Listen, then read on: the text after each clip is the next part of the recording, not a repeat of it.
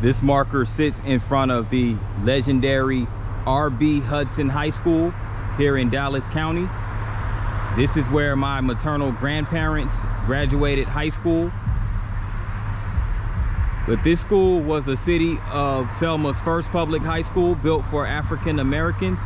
Completed in 1949, the school was named in honor of Richard Byron Hudson, a black educator who had served for 41 years as principal of Clark Elementary School, Selma's first elementary school for African American children. From 1963 to 1965, students from R.B. Hudson High School and surrounding county schools played a vital role in the passage of the Civil Rights Act of 1964 and the Voting Rights Act of 1965. These students actively participated in civil rights marches and demonstrations that led to the advancement and passage of civil rights legislation. After integration in 1970, the school name changed to West Junior High School. In 2000, the school name changed to Chad Academy. On May 10, 2012, R.B. Hudson's name was finally reestablished, and the school is now known as the R.B. Hudson Middle School. Now, the white school back during that time was Parish High School, so that was the all-white school, and Hudson High School and Parish High School merged in 1970 to create Selma High School, which is the only public school in Selma currently. Let's get it.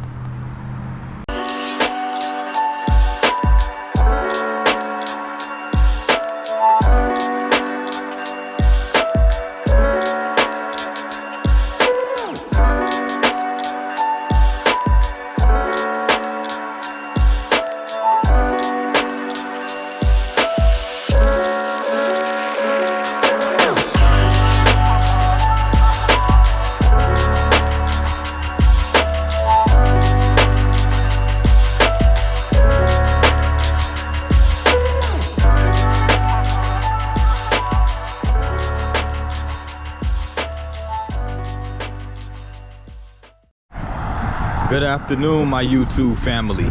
This is P9 and I am here in Selma, Alabama. Historic Selma, Alabama, which is the seat of Dallas County, and it's 45 minutes west of Montgomery, with a population of a little over 17,000, 80% of that population being black population. And right here is the historic Edmund Pettus Bridge. Now this is the Edmund Pettus Bridge right here, and I'm pretty sure a lot of you guys know the historical importance of this bridge.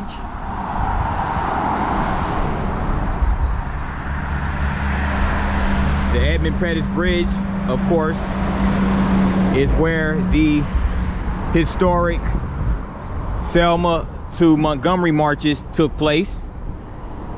The Selma to Montgomery marches were coordinated by civil rights leaders John Lewis and Hosea Williams, and it was coordinated in effort to march for civil rights for blacks in the Deep South during the Jim Crow era. As you can see right here, the Edmund Pettus Bridge crosses the Alabama River.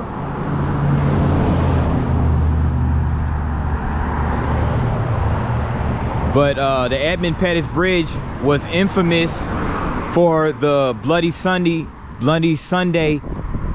marches that took place in 1965. And during that time, the governor of Alabama was George Wallace, and he deemed the marches a threat to public safety, and he ordered the state troopers of Alabama during that time to basically obstruct the crossing of the bridge for the marchers marching out of Selma to Montgomery. Now, the marchers were met with violent resistance from the state troopers on Highway 80. And there was a lot of bloodshed in terms of vicious attacks that were inflicted upon these marchers by the state troopers. You know, billy clubs, you know, police dogs, all of those things. But this is the Edmund Pettus Bridge, so it cannot be overstated how historically significant this landmark is. Selma has to be by far one of the most historic cities, not only in the Deep South, but in America as a whole.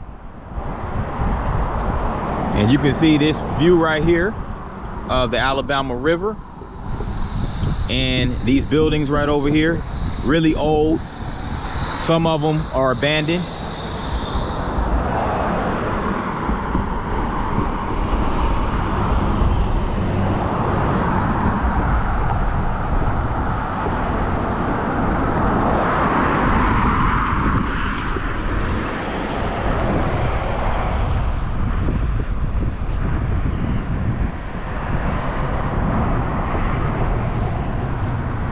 It's like a little river view right here.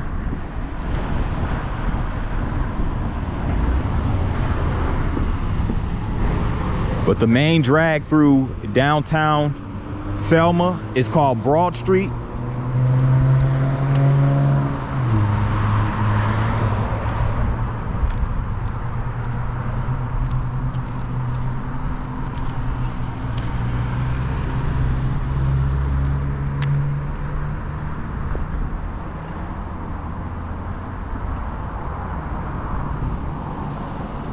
And right over here to the right is the Selma Interpretive Center. It's closed for construction right now, as you can see over there. That side of the street is blocked off,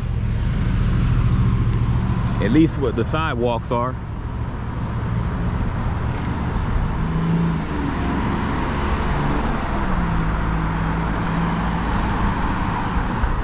So it'll be best that I cross over here.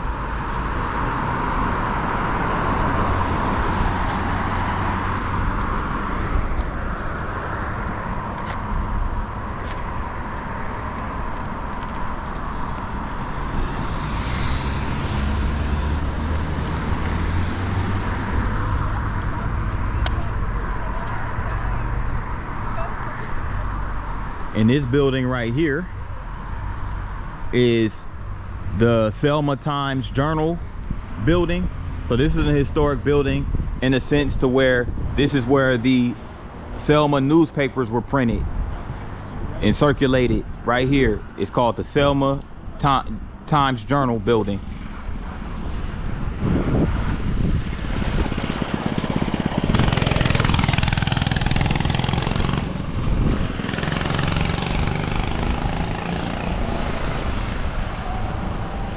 And also over there they have the National Voting Rights Museum.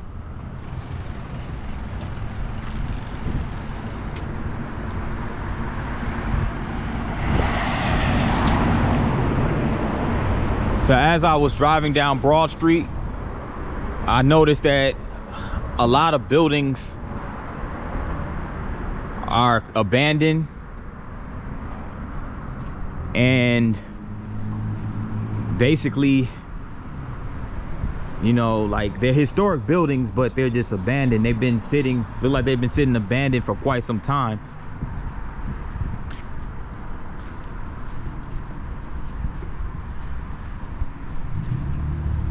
But they have a few operational businesses down here though.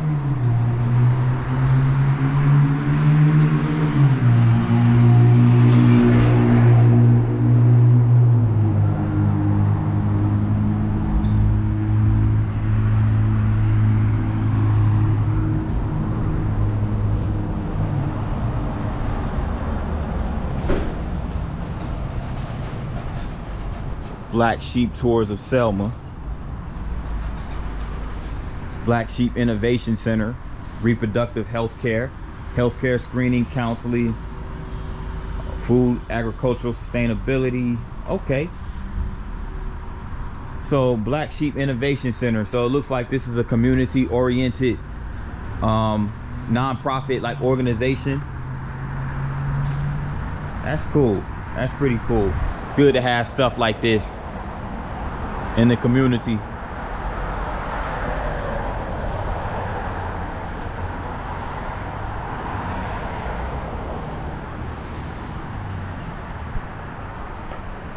The sleeping prophet, Edgar Cayce, was an internationally accepted as an extremely gifted psychic. A humble man, he never profited materially from his psychic ability, but used it to help make manifest the love of God and man. Operated his photography studio and lived in this building from 1912 until 1923. Many psychic readings were given here during that time. And again, his name is Edgar Cayce. He was the sleeping prophet. And what stood out the most, he was a humble man who never profited materially. I wish a lot more of these pastors and of these mega churches would have followed that same guideline. Would have been humble and not be so materialistic.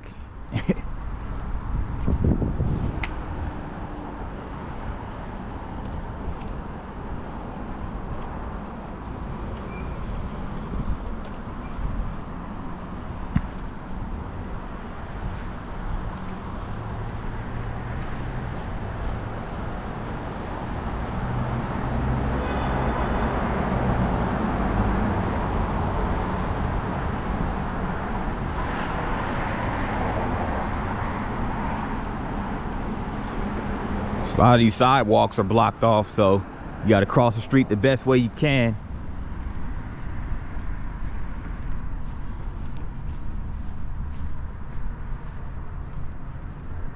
And this sculpture right here, made out of metal, is called Jeffrey the Ghost.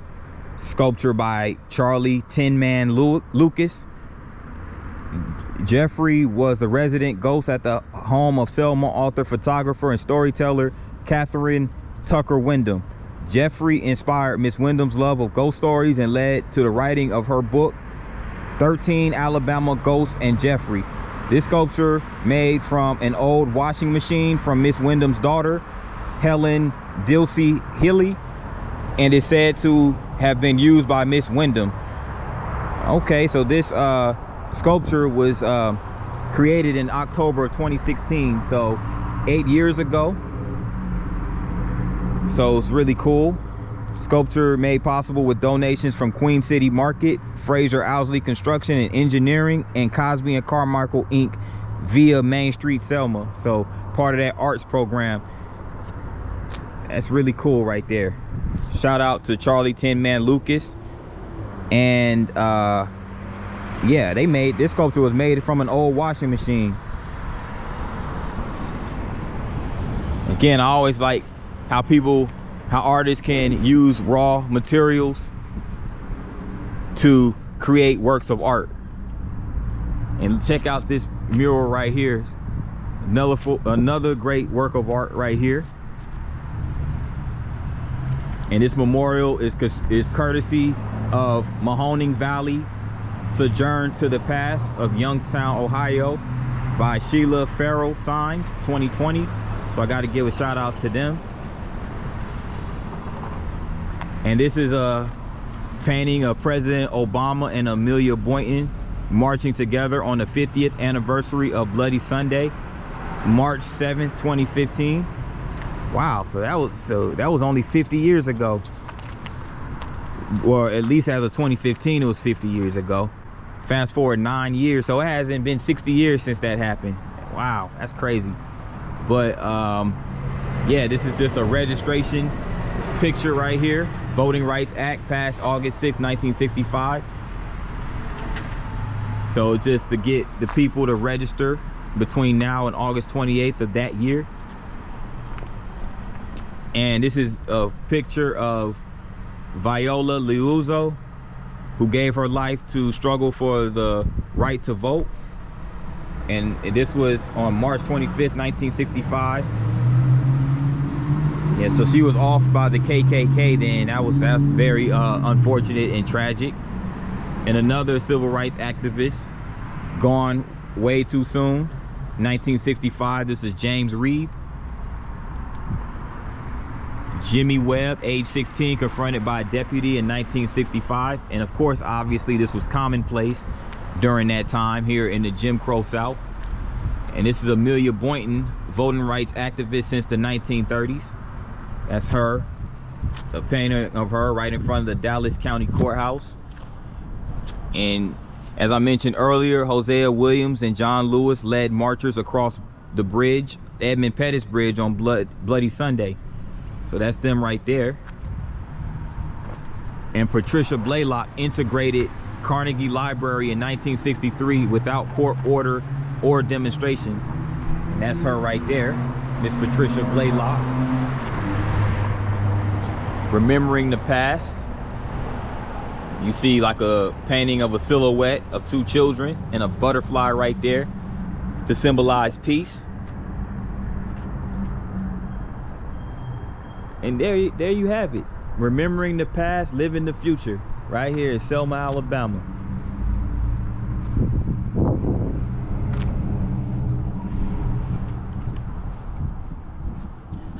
I'm going to continue down Broad Street.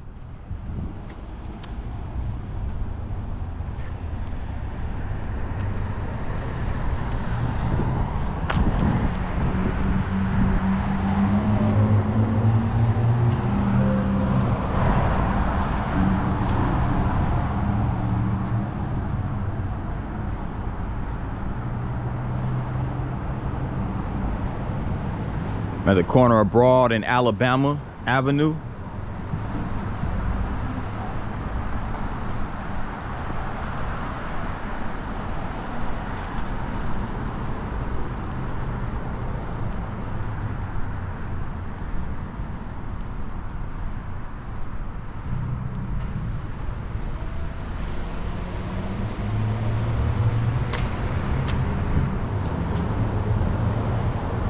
See that building across the street over there is called the W. Henson Furniture Company.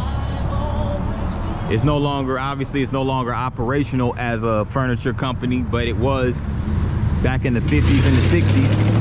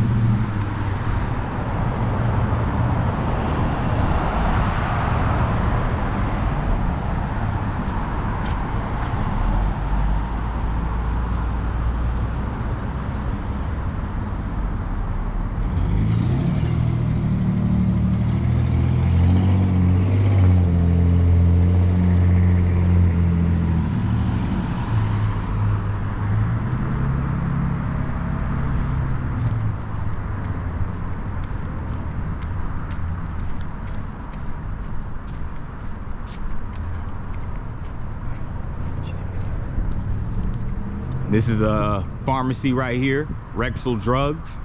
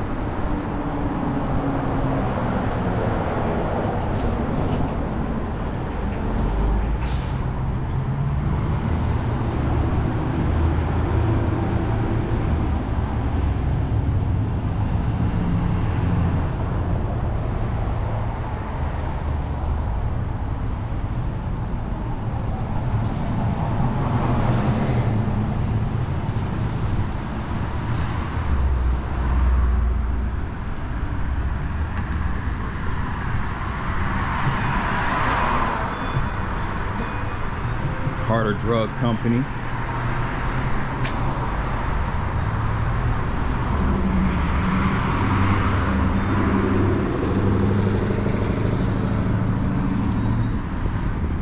I'm gonna come back down Broad Street. I'm gonna go down this way real quick.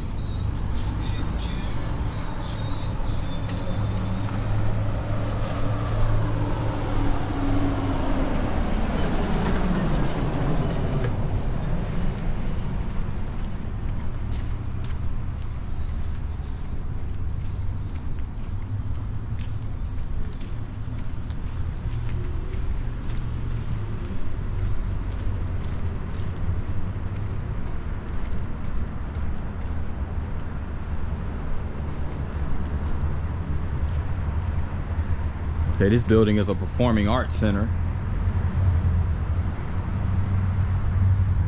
It's called the Larry D. Stripling Jr. Performing Arts Center.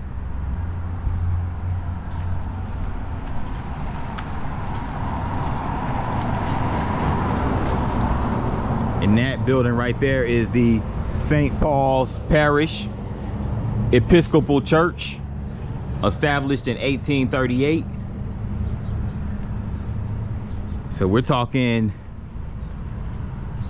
like roughly what, about 180 years, 180, 190, almost 200 years.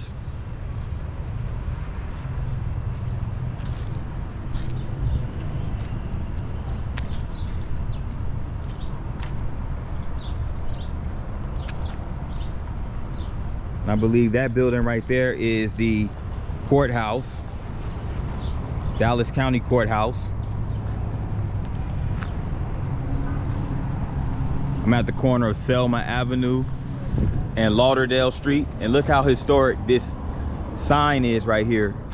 This is actually called Old Town Selma.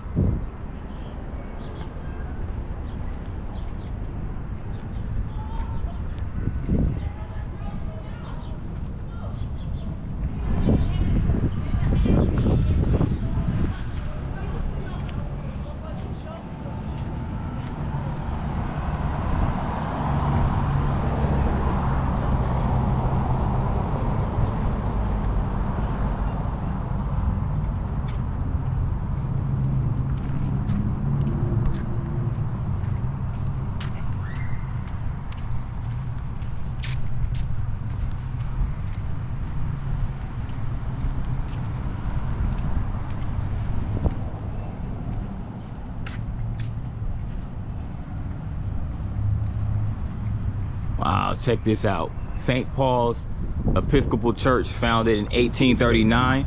The Reverend is Amy Martin George. And I'm just gonna get a little history of this building from this marker. So this isn't the original site. The original church was built 1 block south of the present site. It was consecrated in 1843 by Bishop Leonidas Polk. In 1861, the second bishop of Alabama, the Reverend Richard Wilmer, was elected there. During the Battle of Selma, St. Paul's rector, the Reverend James Tickner, was wounded, and the senior warden, Robert Philpott, was killed. Union troops under General James H. Wilson burned the original church April 2nd of 1865. So the cornerstone for the present building was laid in 1871. William Weaver donated the property for the building, designed by the renowned New York firm of R&RM Upjohn in the English Gothic Revival style. The first service was held Easter Sunday, 1875. Many of the South's post-war leaders were members of this parish, including Lieutenant General Joseph Johnston, General Joseph Hardy. Okay, so this is an historic building, of course. In 1875 is when this building was erected, and it replaced the original church that was burned back in 1865 during the Civil War. So of course there was a lot of buildings and things of that nature. Cities burned in the path of a lot of the Union and Confederate soldiers during the Civil War.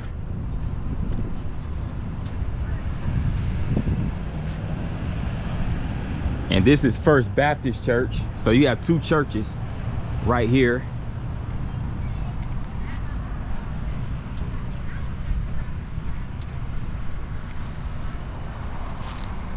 This looks like a Gothic revival type architecture right here.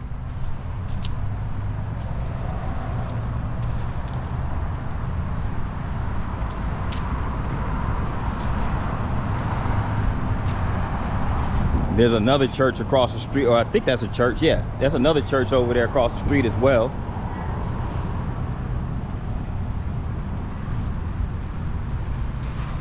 So down here in Selma, which is on the Bible Belt, you're going to see a ton of churches, tons of religious institutions. There goes another one right here. That one is Cornerstone Presbyterian Church.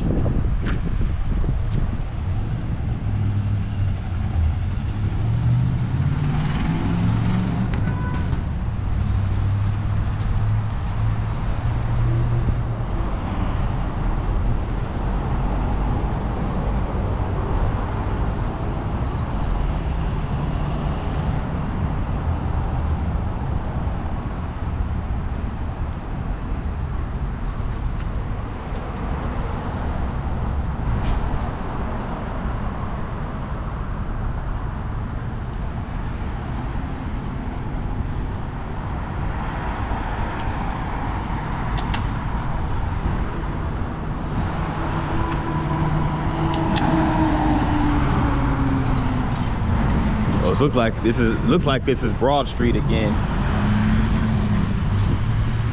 Yeah, I'm back on Broad.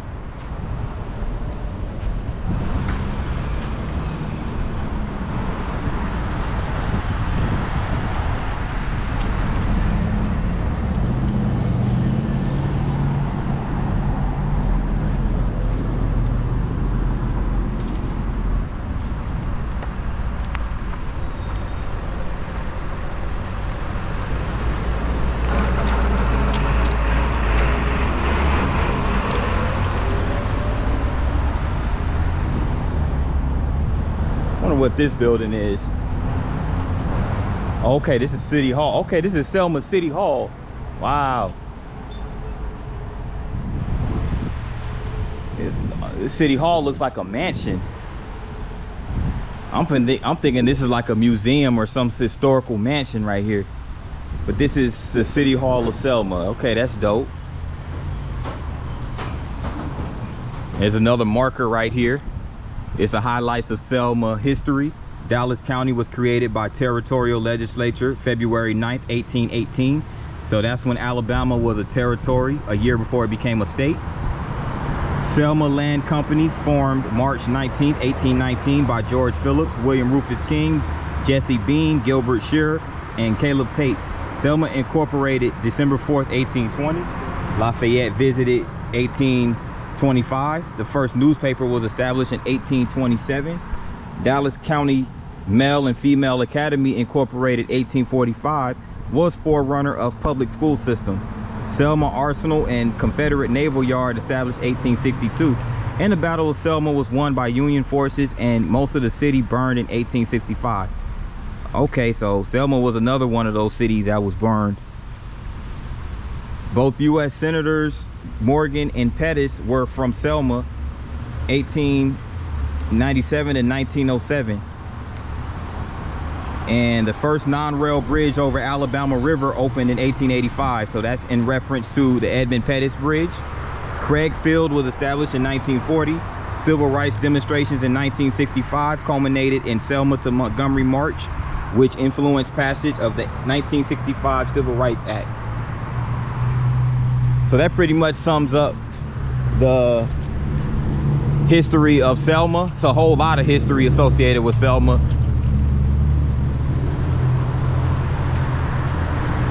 But that's what the history was in a nutshell. And of course you have one of those artillery cannons right here that sits right outside. It's called I guess it's called the 7-inch Brook rifle. There's a marker of it right here.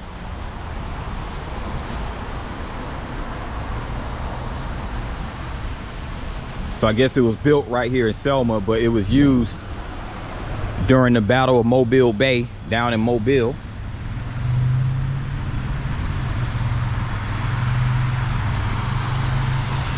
Then you have this beautiful fountain right here.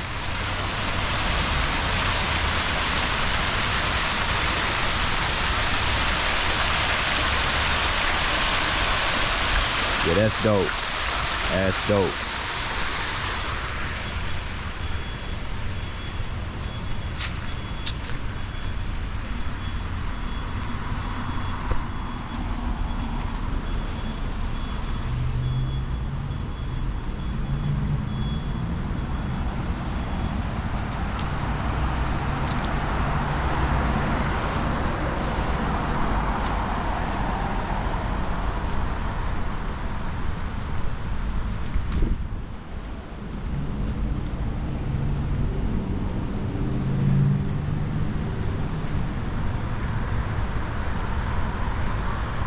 Wow, check this out.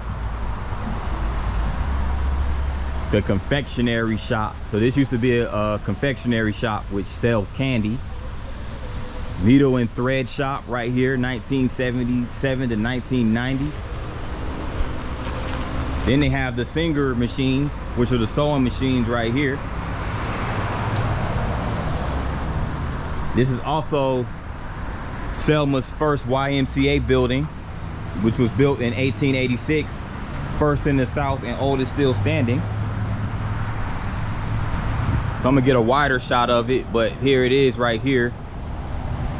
This it's like a postcard image of the YMCA in Selma, dedicated in 1887. That's when the population was at 10,000. And back then the construction cost was $15,500. So I can only imagine how much that is in today's money, today's dollars. And this was right here, this was called the Selma Dell restaurant. They even made a painting of it. It's so historic.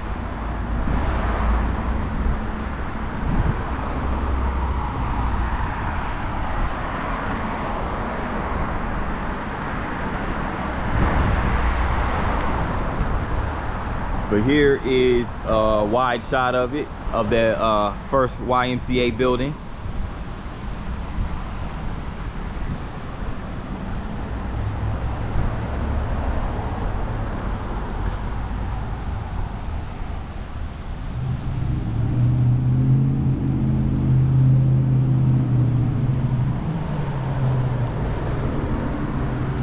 And this is a historic Swift Drug Company.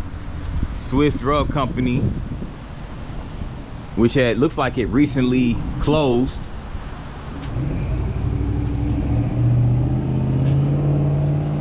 So it looked like it moved. It used to be housed here, but it moved from this building in back in 2023, and it relocated to 1013 Medical Center Parkway building number 3.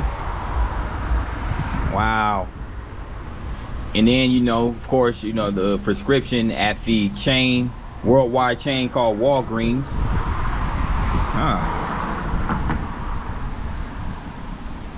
So a lot of historical buildings are closed now.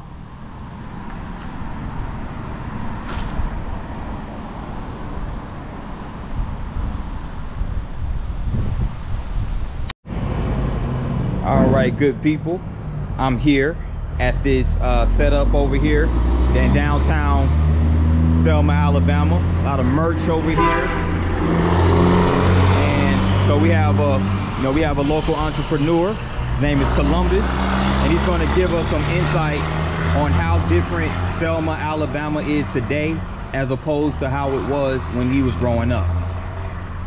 I want to just welcome all of you here and just again thank you, Pierce, for doing the work that you do. It's just invaluable and just actually enlightening people, giving them insights into different places. And Selma is a very unique place. As most of you know, that Selma is a very historical city. Back in 1965, approximately 600 people there to walk this bridge, led by Jose William and John Lewis, because Dr. King was in Atlanta, so he wasn't here. He was actually co-pastoring church with his father. But rather, my uncle really thought and really walked the bridge as well. However, they dared and had the courage to walk the bridge back in '65 because they wanted the right to vote. And of course, we all know what happened. Bloody Sunday happened. On the other side of the bridge. So this side of the bridge here, you can show on the scene here. This is Selma, S-C-L-M-A. This is the city. As soon as you go 1,248 feet east of the bridge on the other side, it goes into Selma, S-C-L-M-A-N-T. That's okay, Selma. Okay. Yes, those people on this side of the bridge cannot vote in the city election.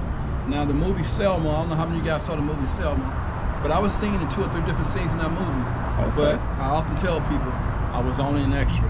But yet still being part of it though, just really made me feel like I was part of something bigger than myself. So I was just honored to be part of it. But on that movie, or in that movie rather, they literally had us being beaten there at the foot of the bridge because they wanted to show the bridge. They wanted to actually sensationalize the bridge itself. But on that infamous day though, Bloody Sunday, the beating did not occur at the foot of the bridge. Rather, the beating occurred another 300 yards beyond the bridge. That's where the Alabama State Troopers and the county deputy intercepted those marchers. Oh, wow. But Selma itself was founded in 1820 by William Rufus King. But before Selma was actually founded, it was actually inhabited by Creek Indians, and it was called Moscato. And of course, it went from Moscato to Moore Bluff. And so William Rufus King founded Selma in 1820. He started lighting up the place, and he called it Selma, meaning the hot seat. And Selma, unfortunately, was the 4th largest slave trading county in the Southeast. It only had one rival. Montgomery was #1. And unfortunately, because it was built on the river, slave ship would sail the river, and they would dock, and the slaves would be taken up onto these auction blocks where they would be sold. But unfortunately, guess what they did to those tunnels that they used to go through? They cemented them and closed them off. It's almost like the suppressing or trying to hide the history. But nevertheless, Selma was also the cradle of the Confederacy back in 1865. We actually was a munition. We had foundries here. We built shipbuilders here. We built cannons. And we even had a battle here called the Battle of Selma back in April. The same month the Civil War ended. Confederate general by the name of Nathan Bedford Forrest, who hailed from Nashville, Tennessee, actually came here to Selma.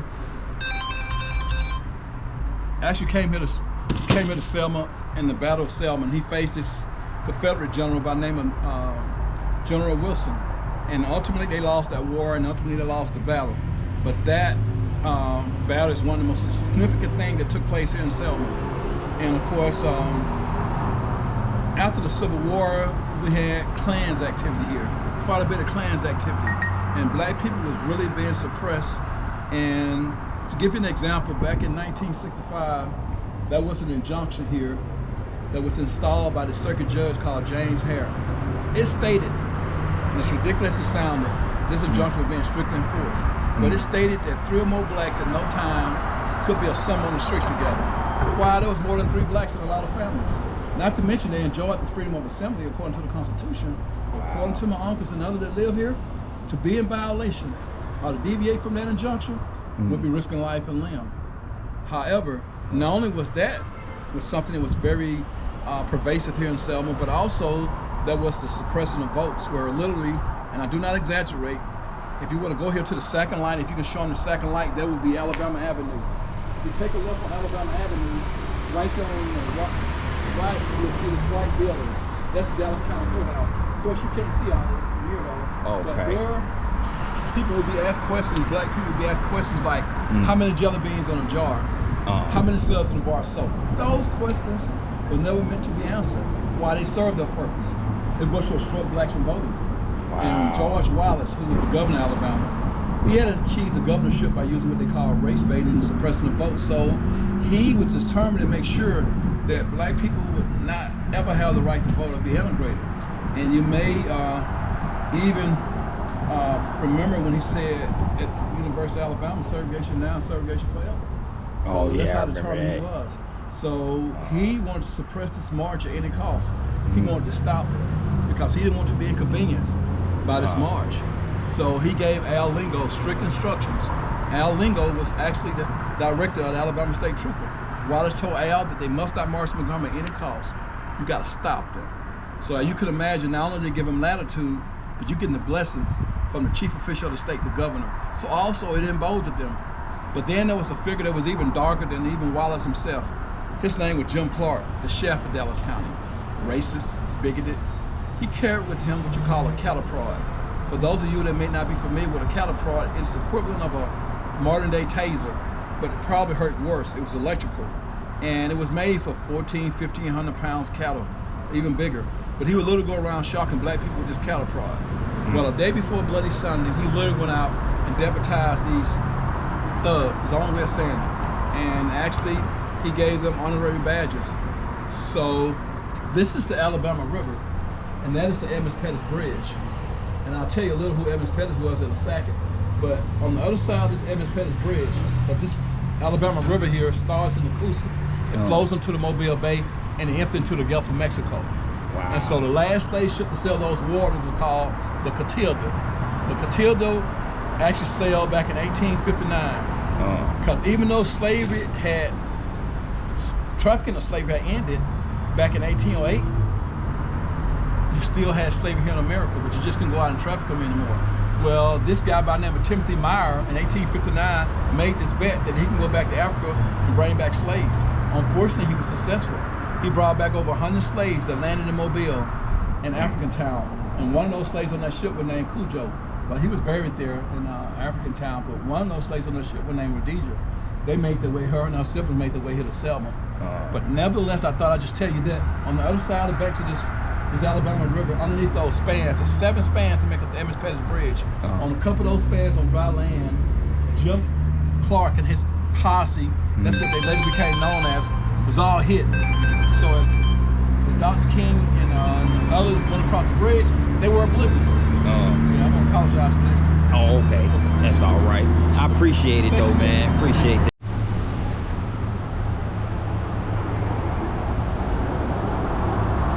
This building right here, love letters to Selma. So it looks like it's just a bunch of love letters that were written to Selma. Okay.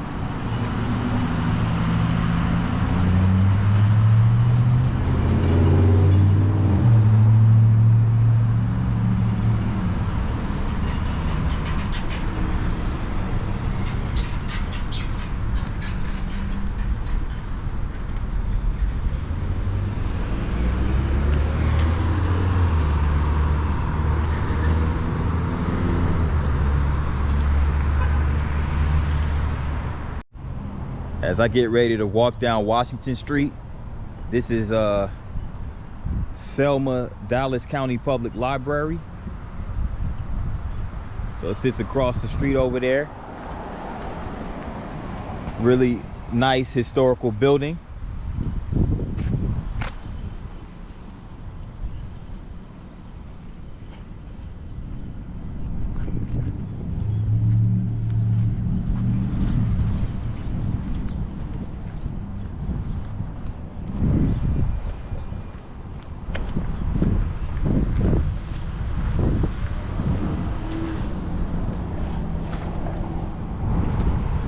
They got a bail bondsman right here.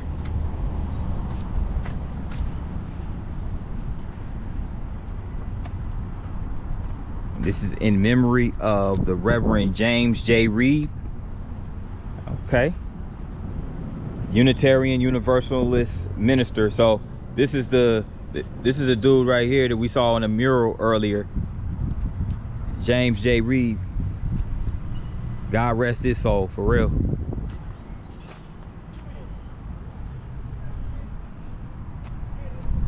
And this was presented in 2005 by the Evelyn Gibson Lowry Heritage Tour and SCLC Women Inc. Evelyn G. Lowry, founder and chair. It's just a history of course, the Bloody Sunday marches, where Reverend Reeb joined the nationwide call from Dr. Martin Luther King Jr.'s plea for ministers of all races and religions to convene in Selma. So, in short, Reverend Reeb joined a march led by Dr. King on March 9th, 1965, leaving Brown Chapel Church with a federal judge ordered postponed, but were encouraged by Dr. King to remain in Selma, promising a march will be held. So Reverend Reeb was he played a huge role in the March for Civil Rights. And of course, we all know Reverend Dr. Martin Luther King Jr. He's internationally known, of course. But check out this mural right here on the side of this building. It's a lot of vines on the building, but there's the mural right here. It's the Selma Voting Rights mural. Sankofa. So I guess Sankofa organization is the one that came up with this mural. And this is really cool. A lot of nice colors. Has all the years. Jimmy Lee Jackson.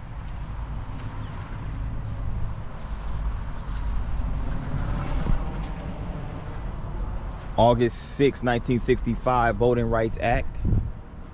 And of course, there you go again, Reverend J. Reeb, in memory of him. Really nice, really nice. And of course, that's the Dr. King right there. And I want to say that's LBJ, Lyndon B. Johnson, but I'm not really sure. But it looks like it might be him.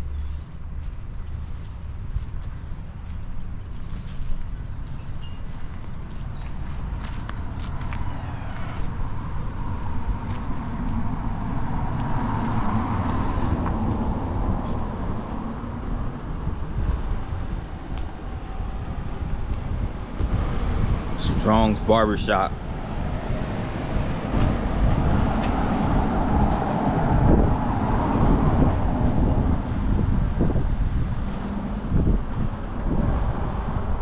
So you still have a lot of locally owned businesses as well. Can't forget that.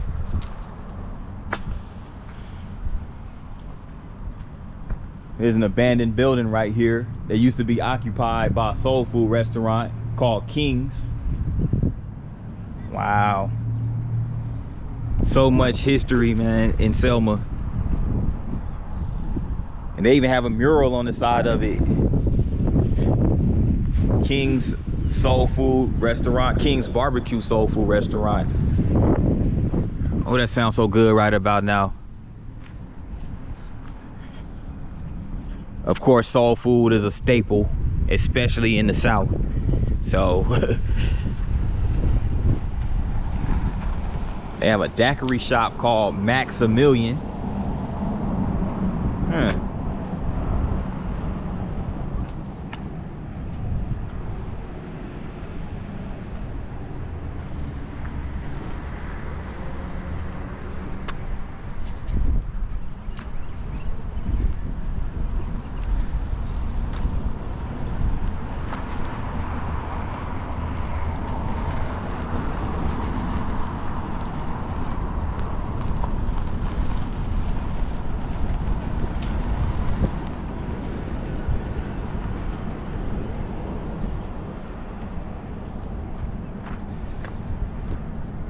Here's another marker right here. Battle of Selma, 1865, the Wilson's Raid. So the Wilson's Raid took place here. Sergeant Robert Weekly Patton. So of course he served in the Confederate Army. So it's a marker of him right here.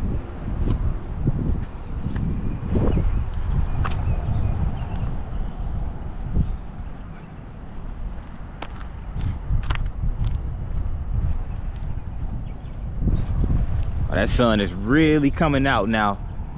For much of the earlier part of the day here in Alabama, it was real cloudy. It looked overcast, like it was getting ready to pour down at any given time. But now the sun is out in full swing, so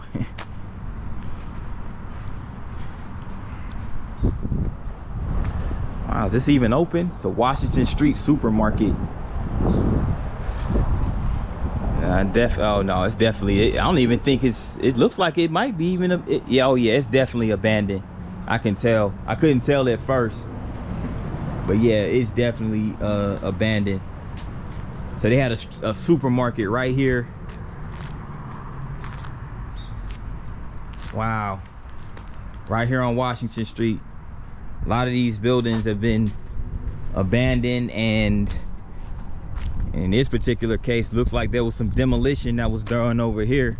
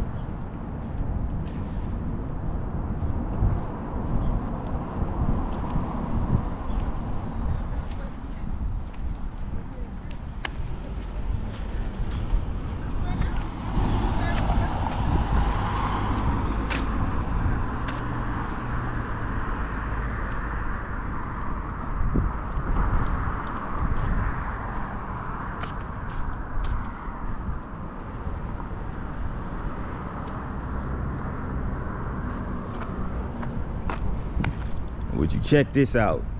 This is a historic St. James Hotel. So it's one of the historic hotels here in America. And out in front of this hotel sits this fountain with the 4 horses.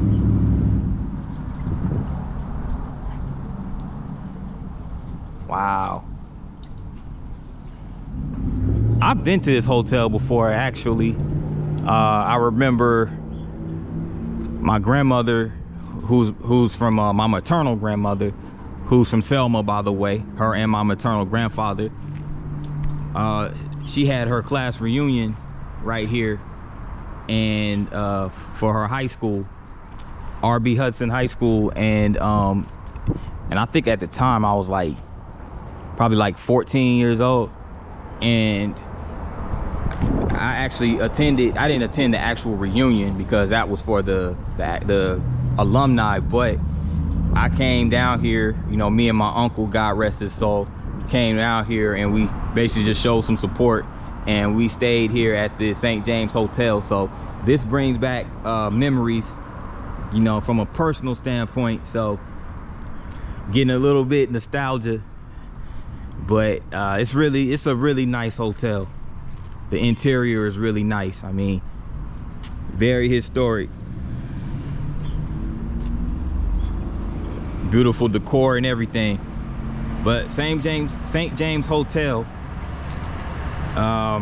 this was the headquarters of the General James Wilson. So this was following the Battle of Selma on April 2nd, 1865. This occupation protected the hotel from the arson and looting in the first 24 hours that destroyed much of downtown. In the next week, Wilson methodically burned a huge military industrial complex that had sustained the Confederate war effort. By April 10th, he had built his pontoon bridge and he was off to capture Montgomery. So in essence, it was just, again, this was another one of those buildings. And it was also a stable that was managed by the slave of Major W.H.G. So his slave was named Ben, and yeah, they were housed right here in this very building, which is now a hotel. So so this was a very centerpiece of the Civil War, specifically the Battle of Selma.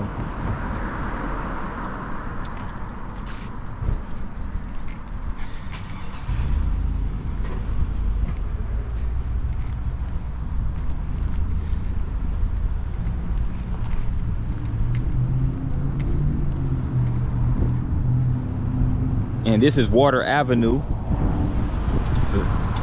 Water Avenue is one of the finest surviving examples of a 19th century riverfront street in the South. Located here are structures which reflect the architectural trends in commercial buildings from 1830 to 1900. This was the major business artery of one of Central Alabama's major commercial centers. During the war between the states, Selma was the Confederacy's most important military depot in the lower South. The arsenal and naval foundry were located here, and the St. James Hotel provided housing for officers and personnel. So again, you know, the St. James Hotel right here on Water Avenue provided many purposes. It wasn't a hotel, obviously. It was basically a housing for a lot of the military soldiers. It's also where a slave was held. So yeah, St. James Hotel. And I'm gonna go right over here too, because this is over here by the Alabama riverfront.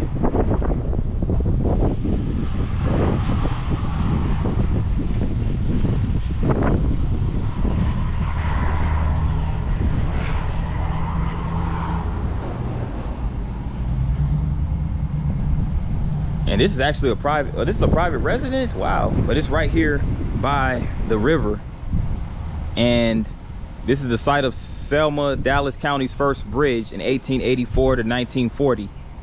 So this used to be a bridge, and back then they charged pedestrians 5 cents, peddlers, horsemen 10 cents, 25 cents for 1 horse buggy, 50 cents 2 horse buggies, and 75 cents for a 4-horse wagon. So the cornerstone of the last bridge across the Alabama River in Dallas County was laid in November 1884, and the bridge opened in 1885. So that will eventually become Edmund Pettus Bridge. And there were 3 spans. The north span would turn to allow river traffic to pass. When open, the steamers had only a 100-foot clearance between the piers. So if you take a look at it, there's a bridge over there as well. That looks more like a railroad bridge. And over here is the Edmund Pettus Bridge, which is obviously a bridge for pedestrians and for automobile traffic.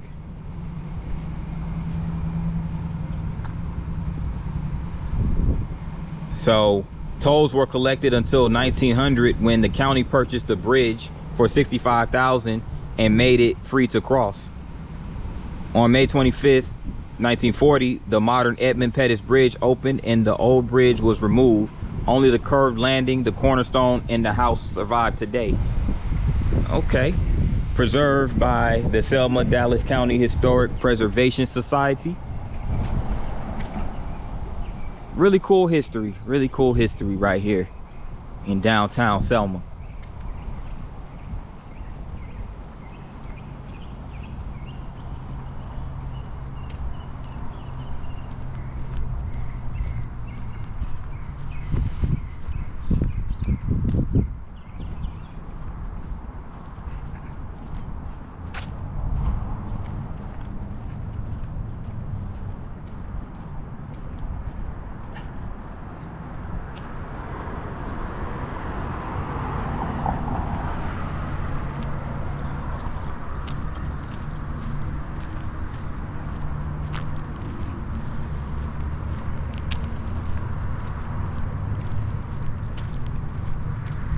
Go check out this little courtyard park, or whatever you want to call it, over here.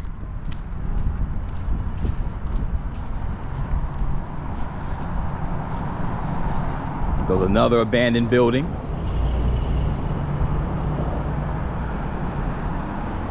Let me get another shot of the St. James Hotel. If you look at those balconies, man, you can tell this very historic architecture.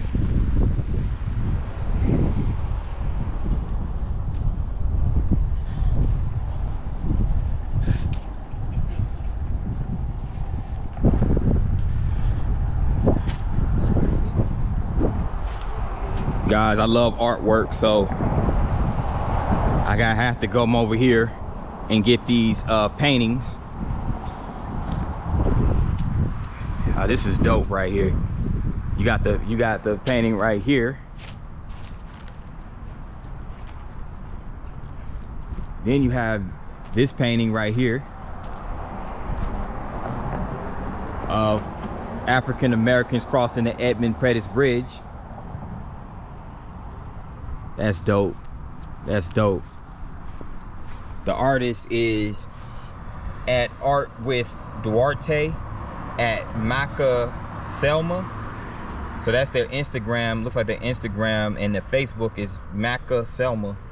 Okay. I'll go follow them for some dope artwork. Real nice. And it's the same. I think this is the same artist right here, Art with Duarte. And it just symbolizes, I guess, basically supporting each other, helping each other up, uplifting each other. So this painting has a really deep meaning to it.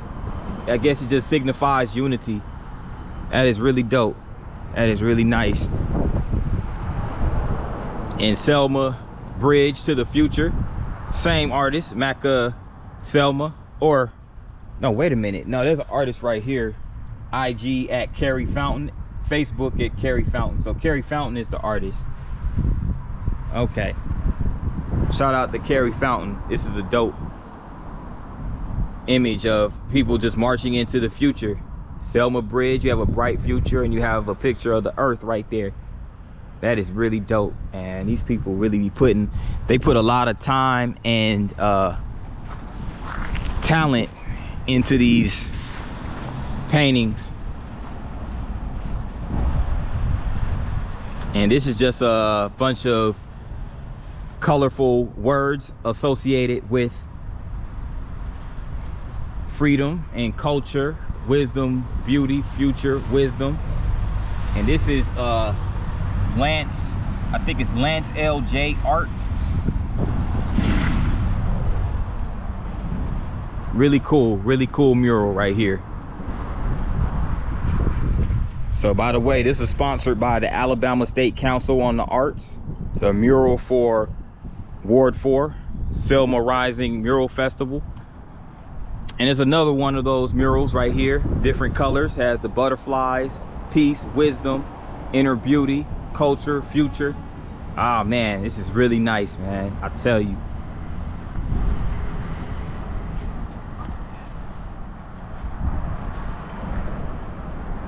Ah, dope. I think this is from that image. I think my stepfather has an image of this. Like he has an image, like he has a portrait of this, like in a frame. This actually was the boys in Chicago that were all dressed up, and they were sitting on a car. They were sitting on an old school, I can't remember what type of car it was. I don't know if it was a Cadillac, I'm not sure, but they were sitting on the top of a car, and this is a painting of that. So this is, again, Maca Selma, Facebook, IG, right here, and Triumph. It looks like Triumph is the name of, I don't know if that's the name of the piece, of the art piece, or if that is the name of the artist, but whatever the case, it's really nice.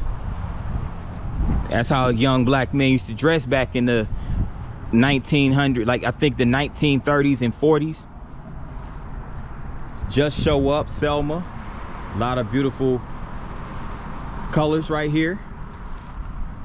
And this is at AJ Tsunami in 2024. So this was just painted this year. And it looks like this sister has the colorful hair. And I'm not sure what that is, but it looks like the sun, or I don't know.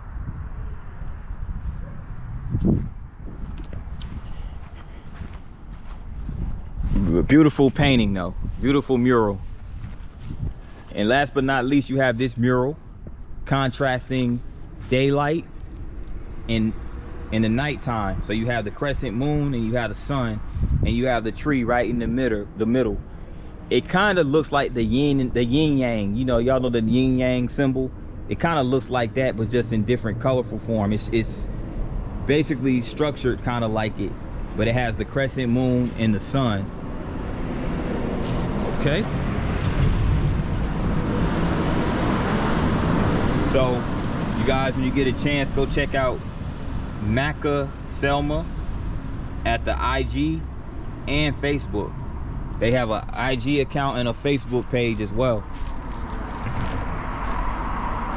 But this is the murals right here. These are the murals right here at Rotary Park in Selma. So I'm gonna go ahead and swap out my battery, but I'm gonna come back with more footage. Stay tuned. Just got this book right here of Amelia Robinson Boynton, and I got this t-shirt right here, and I purchased that t-shirt with this quote from John Lewis, as you can see right here.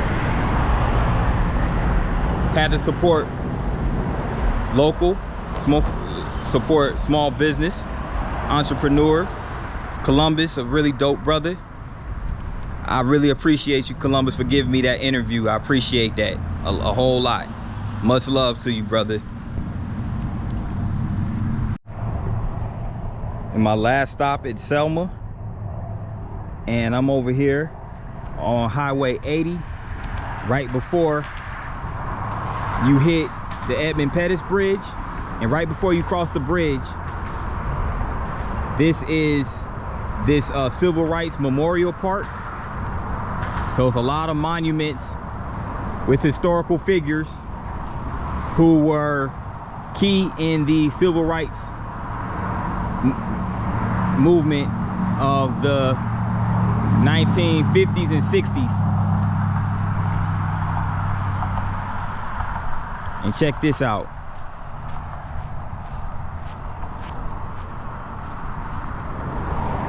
You have this right here. You have what's called the Bridge to Freedom Memorial Park. And they actually have an event coming up. It's called the Selma Bridge Crossing Jubilee. And it's the road to the 60th anniversary of the Bloody Sunday march from Selma to Montgomery. So they have that event. It's going to be between February 27th and March 2nd, 2025, right here, historic Selma, Alabama. But this right here, this structure is called the Bridge to Freedom Memorial Park.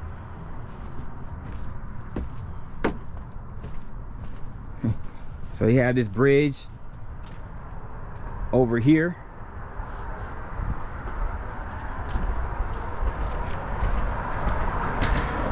Let me go get the sculptures and monuments.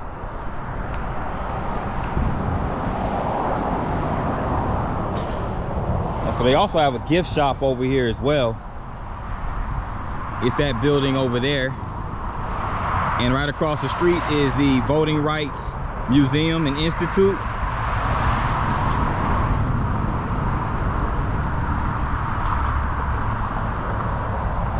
So you have the builders of movements and monuments right here.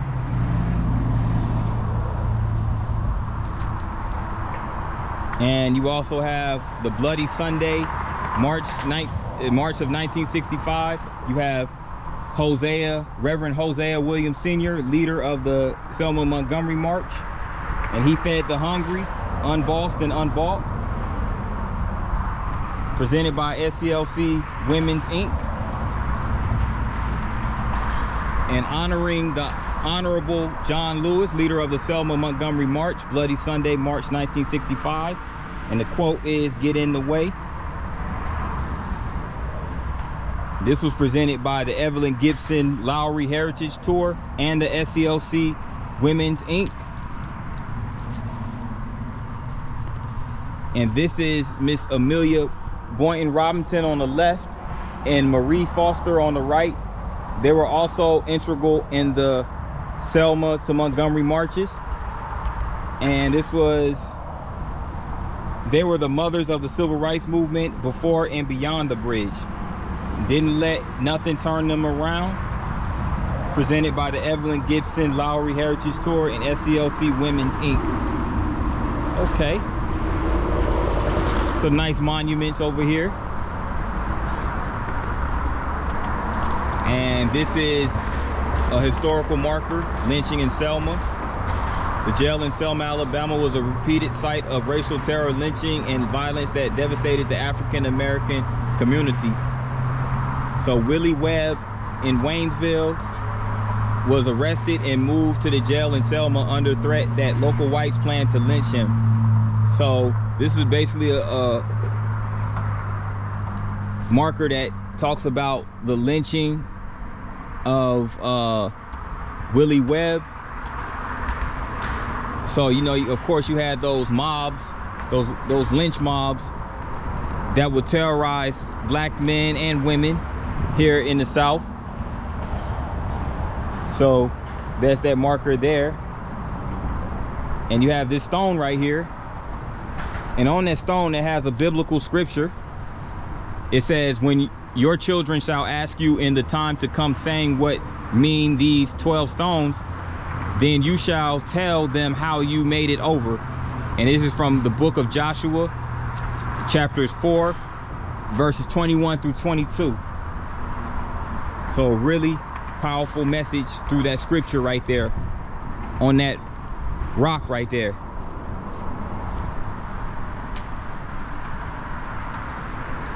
And of course you have a monument dedicated to Dr. Martin Luther King Jr. and Coretta Scott King. And here they are right here in this image during the march from Selma to Montgomery in March of 1965. Love is the bedrock of justice and freedom, presented by founders of North Star Beloved Community, Hank and Rose Sanders. So shout out to them. It's a really beautiful memorial right here.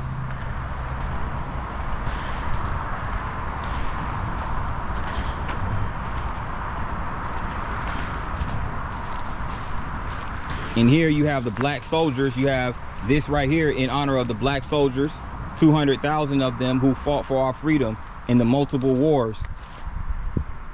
And this goes back even back to the Civil War, where blacks served in the Union Army.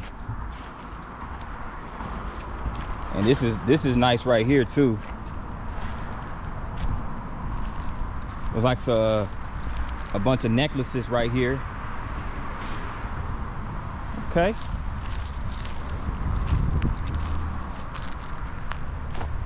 Whoever put together this monument in this memorial, Civil Rights Memorial Park, which was established in March of 2001, did a great job.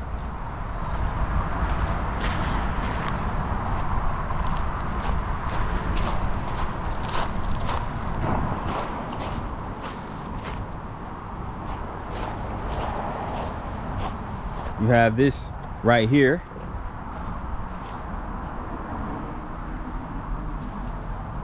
It's just an illustration of everything that went on throughout the course of the civil rights movement, especially right here in Selma.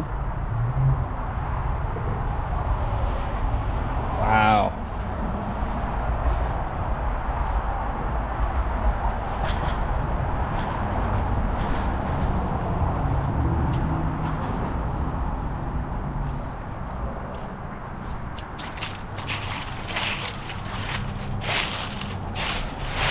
Dedicated to those who fought and those who continue to fight everyday struggles. And this is a mural, National Voting Rights Museum. Jonathan Daniels. These are all the individuals who were unfortunately killed during this tumultuous time. You have Viola Liuzzo. Of course, you have Dr. Reverend Martin Luther King Jr., Reverend Jacob Reed, Jimmy Lee Jackson. And these names right here says Liberation Summer Project, class of 1999. Names involved: Courtney Snelling, Ellen Johnson, I think that's Lou Micha Gooch, Nigel Abdul. Directors: Kobe Little and Gady Farage, sponsored by the 21st Century Leadership Group. So shouts out to everybody involved in putting this mural together. This is really nice.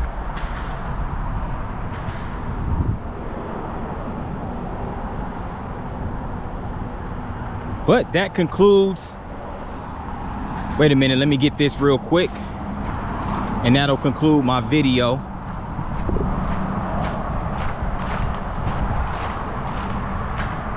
Have to get this. This is a peaceful little setup right here. Has the wind chimes. So for those who are in tune and tapped into spirituality, then wind chimes are some of the most soothing and relaxing noises to hear, for sure.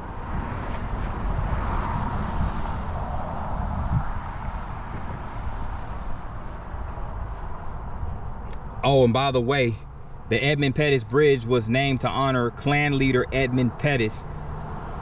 So I can only imagine how much controversy was surrounded in the naming of that bridge, because it was named after Edmund Pettus, a Klan leader. Wow, it's crazy. But yep, that concludes this video here in Selma, Alabama. I know this is going to be a really good video. I feel it in every ounce of my being and every ounce of my heart. So if you guys made it this far, thanks for watching. And if you like this video, hit that like button. And if you're new to the channel, hit that subscribe button along with that notification bell.